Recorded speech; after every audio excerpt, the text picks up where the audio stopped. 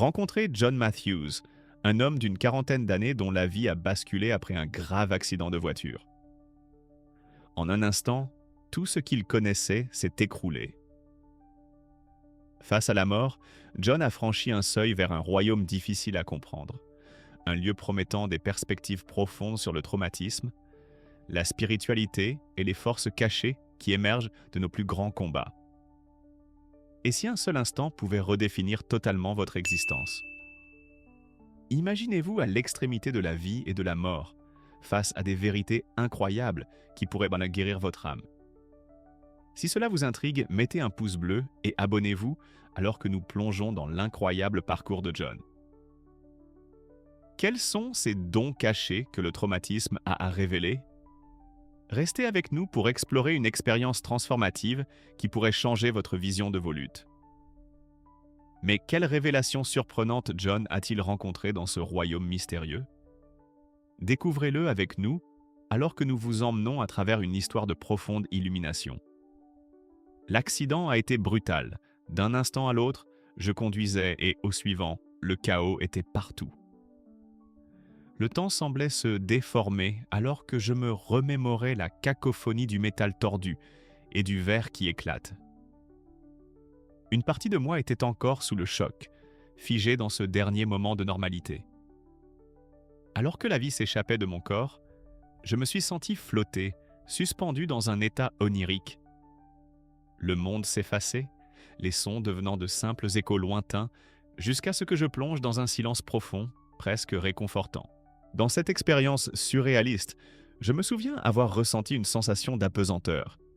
C'était comme si je m'étais libéré de mes chaînes terrestres, laissant derrière moi tous les fardeaux qui pesaient si lourdement sur mes épaules. La peur était présente, mais elle flottait à la périphérie de ma conscience, éclipsée par un sentiment de calme incroyable. J'étais terrifié, oui, mais une part de moi ressentait une invitation, un attrait vers quelque chose de plus grand. Pour la première fois, j'étais libre du tourbillon de ma vie. Le silence m'enveloppait comme une étreinte chaleureuse, offrant refuge contre le tumulte que j'avais connu. Alors que je m'éloignais de mon corps, je ne pouvais m'empêcher de penser à ce qui m'avait mené ici. Dans ces derniers instants, j'ai réalisé que la peur cache souvent des vérités plus profondes. C'était une révélation qui m'a confronté à mes propres vulnérabilités. Étais-je prêt à les affronter, à reconnaître la douleur à laquelle je m'étais soustrait? C'était comme si l'univers voulait me dévoiler un aspect caché de la réalité. Qu'est-ce qui m'attendait au-delà de ce chaos?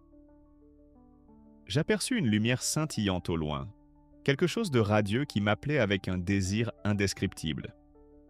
À ce moment-là, je cherchais la clarté dans l'incertitude. Le sens profond de mon traumatisme commençait à émerger alors que je me rapprochais de cette lumière extraordinaire.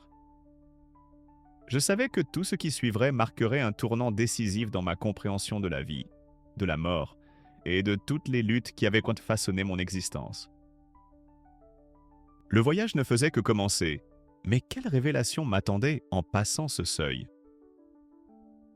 Entouré d'êtres lumineux, je ressentis un amour qui déconstruisait toutes mes peurs. Leur présence était éthérée, m'enveloppant d'une étreinte chaleureuse qui transcendait tout ce que j'avais connu sur Terre. La lumière qu'ils irradiaient n'était pas juste une illumination, c'était une émotion pure, un baume pour chaque douleur que j'avais portée. Ils se mouvaient avec grâce, flottant comme des vagues dans un océan lumineux, et à ce moment-là, je compris que j'étais en présence de quelque chose de divin. Pas besoin de mots alors qu'ils communiquaient avec moi via des pensées et des sentiments. Chaque pulsation de leur énergie résonnait en moi, dénouant lentement les nœuds serrés d'anxiété et de souffrance auxquels je m'étais accroché si longtemps. Je sentais que leurs intentions étaient pures, une promesse sincère que je n'étais pas seul, que tout ce que j'avais enduré sur Terre comptait énormément. Ils semblèrent comprendre chaque étape de mon parcours, des moments de désespoir aux solitudes douloureuses, en passant par l'espoir vacillant qui émergeait parfois au cœur des ténèbres. Dans cet espace, je me sentais léger, détaché de mon corps physique et de tous ses fardeaux. Des souvenirs défilaient devant moi, non pas comme des rappels douloureux, mais comme des leçons tissées de fils de croissance. Je pouvais ressentir la profondeur de mon traumatisme, mais au lieu de me noyer dans la souffrance, je commençais à le percevoir comme une partie d'une tapisserie plus vaste. Ces êtres m'enveloppèrent de leur lumière, reflétant l'amour que j'avais toujours recherché, mais que je peinais à trouver en moi-même.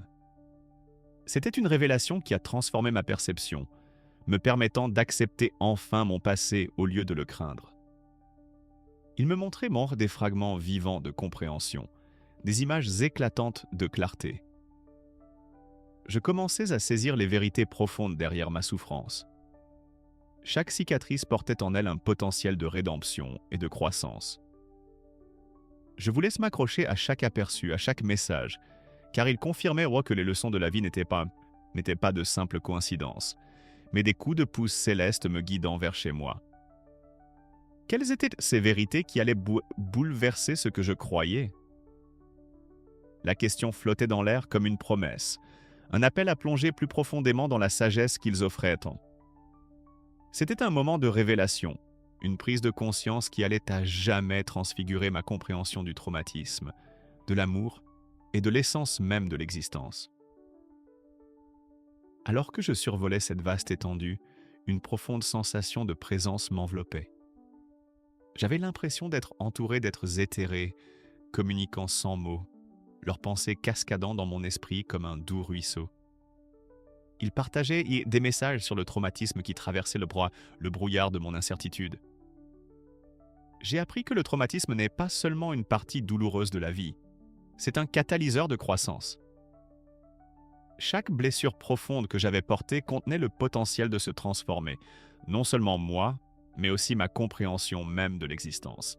Dans l'œil de mon esprit, il peignait des images vives. Je voyais une graine, profondément enfouie dans l'obscurité, luttant de toutes ses forces pour percer le sol et atteindre la lumière. Chaque épreuve, chaque expérience douloureuse nourrissait cette graine, l'incitant vers son véritable but. C'était à la fois beau et humble, la réalisation que ma propre souffrance pouvait être recontextualisée comme une source de force et de résilience. Cette idée me frappait avec une telle intensité que je ne pouvais l'ignorer. Si je choisissais d'embrasser ma douleur, elle pourrait se transformer en un puissant vecteur de transformation personnelle. Je ressentais un flot d'émotions m'envahir. Le chagrin mêlé d'espoir, le désespoir se transformant en possibilité. Combien de fois avais-je perçu mon traumatisme comme un fardeau? À quelle fréquence avais-je porté le poids de la dépression comme une lutte solitaire, croyant être le seul à souffrir? Mais ces êtres, de leur éclat vibrant, illuminaient une perspective nouvelle. Ils m'offraient le cadeau de la compréhension. Le traumatisme pouvait éveiller l'empathie, nous permettant de traverser nos luttes et de nous connecter à d'autres ayant vécu des parcours similaires. Alors que cette nouvelle compréhension s'installait dans mon cœur, je ne pouvais m'empêcher de réfléchir au potentiel que chaque personne porte à travers ses histoires.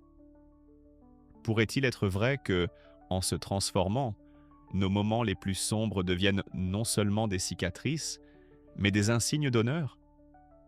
Je commençais à envisager combien d'autres pourraient puiser de la force dans leurs récits, tout comme les éclairs d'espoir qui surgissaient désormais dans mon esprit. La question persistait dans mon esprit. Comment pouvons-nous transformer nos moments les plus sombres en source de force inébranlable? Alors que je méditais là-dessus, une lueur d'excitation s'éveillait en moi, une impatience joyeuse face à ce qui était à venir. Je comprenais alors que l'acceptation de la souffrance était la clé pour déverrouiller les mystères plus profonds que j'étais destiné à explorer. J'ai commencé à voir mes expériences sous un nouveau jour, réalisant que le traumatisme peut être un catalyseur puissant de croissance. Ce n'était pas seulement une question de survie, mais d'évolution. J'ai compris que le traumatisme pouvait nourrir l'empathie et la résilience, transformant ce qui semblait être des fardeaux insurmontables en précieux cadeaux. Une chaleur intérieure m'a envahi alors que cette prise de conscience s'installait. Les mêmes luttes qui m'avaient laissé me sentir isolé étaient en réalité des fils qui me reliaient à la grande toile de l'humanité.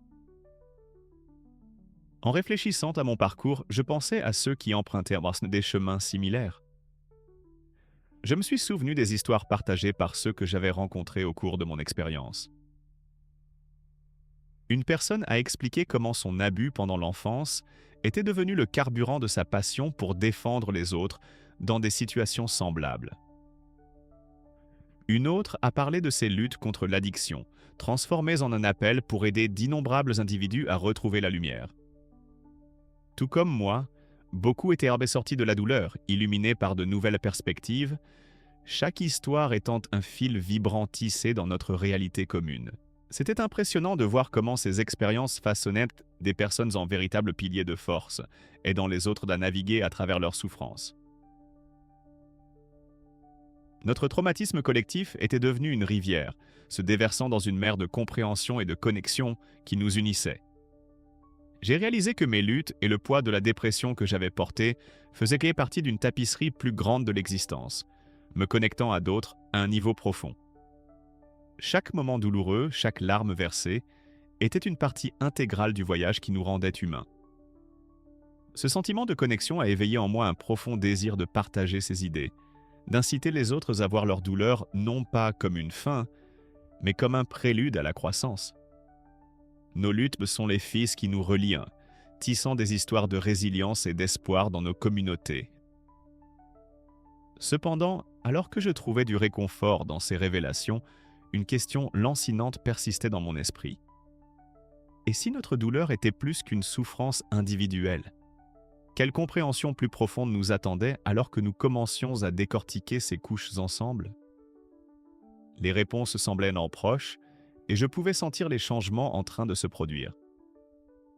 Je me suis retrouvé dans un espace au-delà de la compréhension, suspendu entre deux mondes, où la clarté perçait le brouillard de mon existence. Au milieu des leçons qui m'entouraient, un avertissement a résonné en moi et continuerait à le faire longtemps après mon retour. Le traumatisme non traité, une voix intérieure m'a prévenu, peut empoisonner non seulement les individus, mais aussi des communautés entières. C'était une révélation immense et lourde, comme si le poids de l'univers reposait sur mes épaules. Alors que je me tenais à ce précipice de la compréhension, une vision se déployait devant mes yeux. Je voyais le tissu de la société se dégarnir, des fils de connexion se dénouant et s'éloignant. Des visages anxieux et tristes parcoururent la vie, marqués par une déconnexion palpable. Chacun portait sa douleur comme un fardeau silencieux, lié aux blessures de ceux qui les entouraient. J'ai alors compris que nos traumatismes n'existent pas dans l'isolement. Ils sont comme des ondulations dans un étang, chacune s'étendant vers l'extérieur, affectant toute la communauté. La déconnexion que je percevais n'était pas qu'une crise personnelle, c'était une crise collective.